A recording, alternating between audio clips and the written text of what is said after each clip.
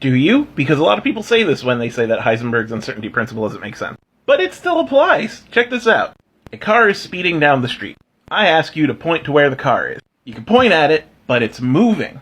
Whatever spot you point at will not be where the car is once you point at it, because the car is moving. You can move your finger with the car, but then you're not pointing at a point, you're making a line. And without seeing the car, if you are only seeing that line, the car could be anywhere on that line. And the car was in fact at one point at all points in that line.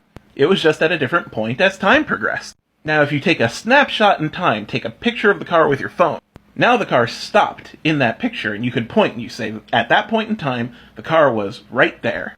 But now the car stopped. It's not moving, so you have no idea where it's moving or where it's going.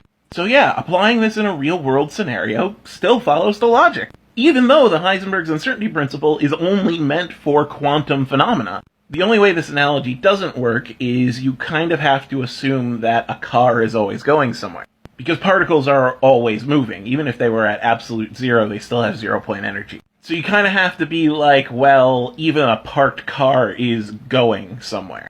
And where it's going is like wherever you drive it next. So if you had a parked car and it was stopped, you would have no idea where it's driving to. But if you saw a car driving down a highway towards something, you could reasonably guess where it's driving to, but you couldn't easily point to exactly where it is. Because it's always moving, and likely is not going to be where you point to.